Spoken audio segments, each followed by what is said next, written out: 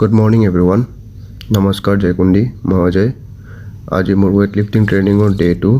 So ৰাতিপুৱা শুই fresh up হৈ কিনি স্কুটি start দি ওলাই দিছো জিমলে। So ৰাস্তাত হলে হেৱা কৰি সিধাই পালো জিম। So আজি আছে মোৰ স্কট। তো স্কট মাৰাৰ আগত মই stretching টো কৰি লৈছো কাৰণ stretching বহুত important হয়। আমি ট্ৰেইনিং কৰাৰ আগত সদায় stretching কৰি ল'ব লাগে।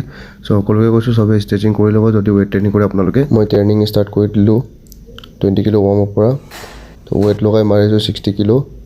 তাৰো 12টা ৰেপ মাৰিছো ইয়াত এটাই দেখাইছো। তাৰপিছত আকৌ weight লগাই মাৰিছো 80 কিলো। ইয়াৰো 12টা ৰেপ মাৰিছো এটাই দেখাইছো। সো টপ সেট যাবলৈ কাৰণে হেভি মাৰিব লাগে। তো হেভি মাৰিছো 110 কিলো। 110 কিলো ডিপ ৰেপ গৈছো ধুনিয়াকে মাৰি দিছো 110। আজি মোৰ ট্ৰেইনিংৰ সবচে টপ সেট আছিলে 140 কেজি। সো 140 কেজি মাৰিবলৈ ষ্টাৰ্ট কৰি দিছো। তো যেটো নাভাবিব যে মই ডাইৰেক্ট 140 কেজি মাৰি দিছো বুলি। ইয়াৰ আগত যোন কিটা সেট মাৰিছিলো সবতে মই 12টা ৰেপ কৰি মাৰি আহিছিলো। ট্ৰেইনিং খতম কৰাৰ পিছত ষ্ট্ৰেচিং বহুত জৰুৰী হয়। তাৰ বাবে ট্ৰেডমিলত 15 মিনিটৰ বাবে খোজ কাঢ়ি দিছো মই। তো লগতে কাৰ্ডিও হৈ গৈছে। আজিলৈ সমাপ্ত। আকৌ লগ পাম নেক্সট ভিডিঅ'ত আপোনালোকক। Stay tune. Tata bye bye.